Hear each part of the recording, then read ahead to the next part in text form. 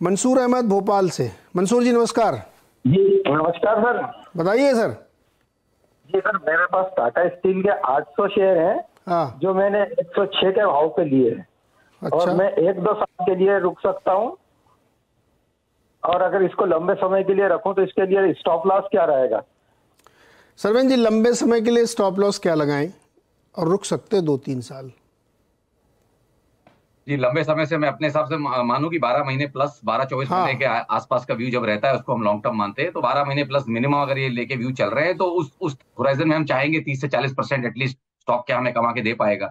तो उस हिसाब से अगर मैं इसकी रेंजेस देखूं तो डेफिनेटली पोटेंशियल तो है। नीचे में लास्ट 1.5-2 साल में नीचे में स्टॉक 80 के आसपास स्टेबल हुआ है और ऊपर में 150-155 के आसपास ऊपर में जाता है। तो I think clearly current range से वो रिस्क रिवॉर्ड तो बन रहा है। तो मेरी राय यही रहेगी कि फिलहाल अगर इनको स्टॉप लॉस चाहिए तो मैं बोलूंगा थोड़ा एग्रेसिव लगाएं, थोड़ा टाइट लगाएं। वो लेवल आएगा तकरीबन 100 रुपए के आसपास। तो आई थिंक 99.40 का क्लोजिंग ओनली स्टॉप लॉस रखें और मेरे हिसाब से ट्रेड में बने रहे।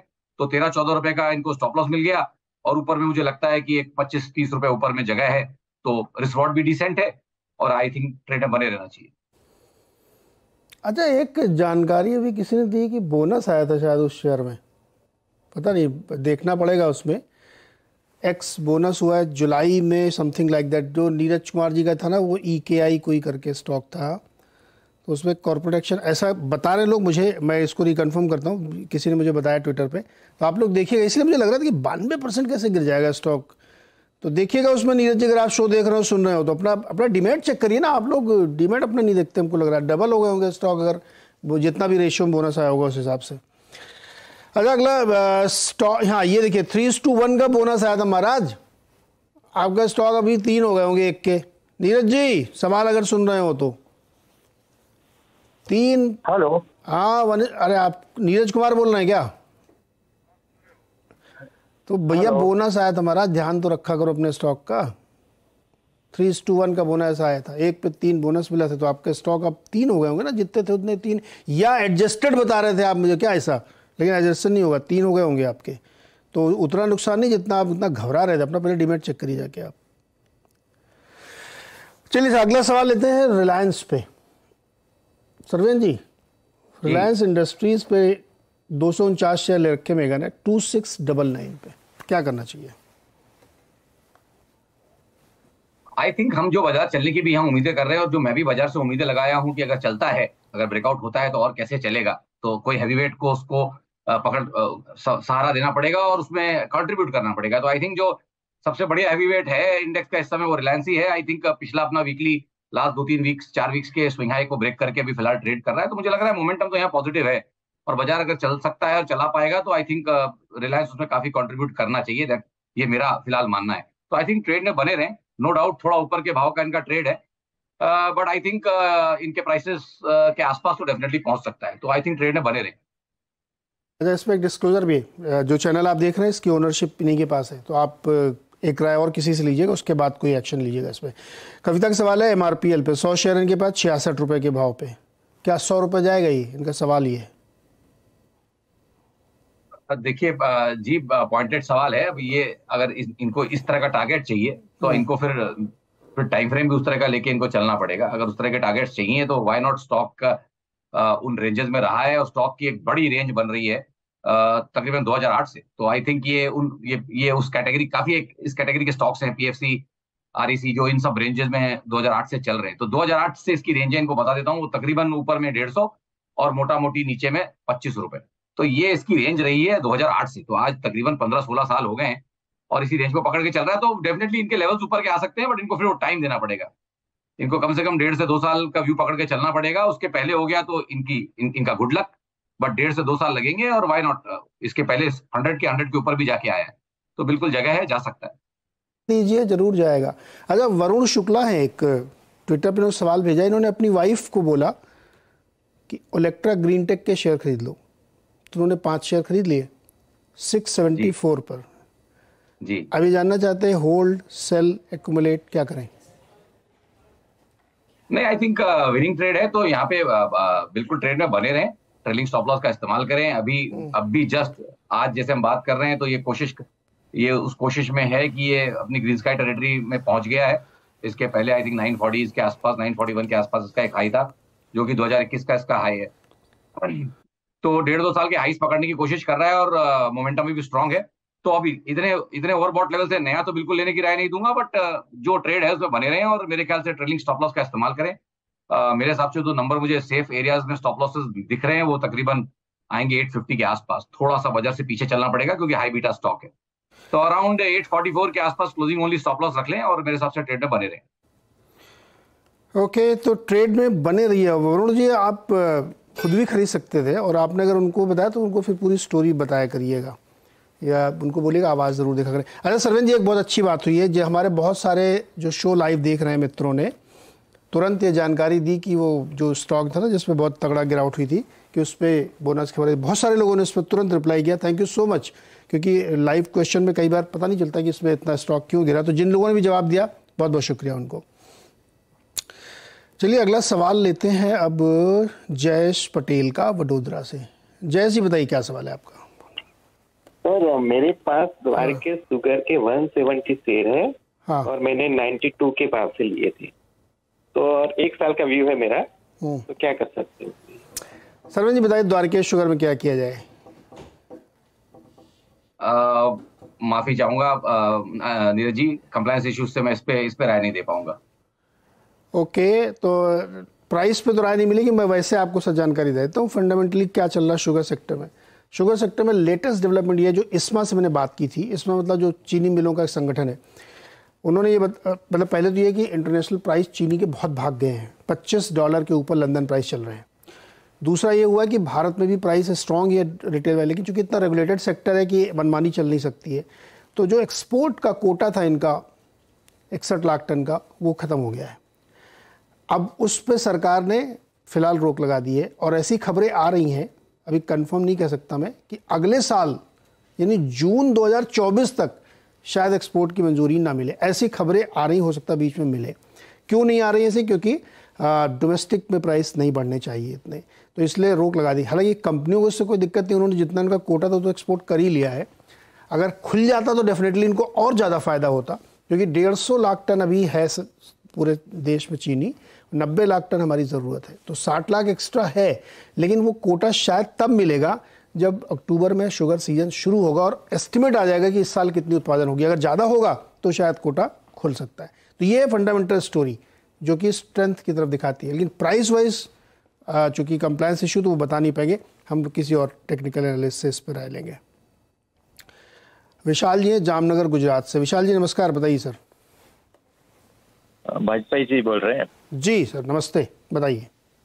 नमस्ते, आपका सवाल देखता हूँ। मेरे पास REC है, एवरेज 90 का रेट है, 500 शेयर है मेरे पास। अभी देख रहा हूँ कि प्राइस तो काफी बढ़ चुकी है, तो आई एम नॉट श्योर कि क्या करना चाहिए, होल्ड करूँ या बेच सकते हैं कुछ क्वांटिटी। वैसे तो लॉन्ग टर्म ही है, अगर बेचूंगा तो फिर भी लोअर प्राइस आएगी तो फिर बाई करूंगा क्योंकि डिविडेंड अच्छा मिलता है। राइट, बिल्कुल सही बात है। सरवन जी 90 से 150 हो गया, प्रॉफिट अच्छा खासा हो रहा है, तो क्या करना चाहिए? बेचें या अभी रुके रहें इसमें? देखिए अभी इसके पहले जो स्टॉक डिस्कस किया वैसे ये भी स्टॉक है 9-10 से करीब 8-9-10 से रेंजेस में फंसा हुआ है और उस समय से जो इसकी रेंजेस रही है मोटा मोटी 160 रुपए से लेके नीचे में तकरीबन 60 रुपए तक। तो 100 रुपए का इसका दायरा रहा है, 60 से 150 के बीच में ट्रेड करते रहता है। तो अपर एंड पे तो नो डाउट आ गया है अपनी 15-16 साल की रेंज पे। तो जब तक ब्रेकआउट नहीं होता तब तक हम ये मान के चलेंगे कि जब इतने सालों से रेंज चल रही है तो थोड़ा और चल सकती है।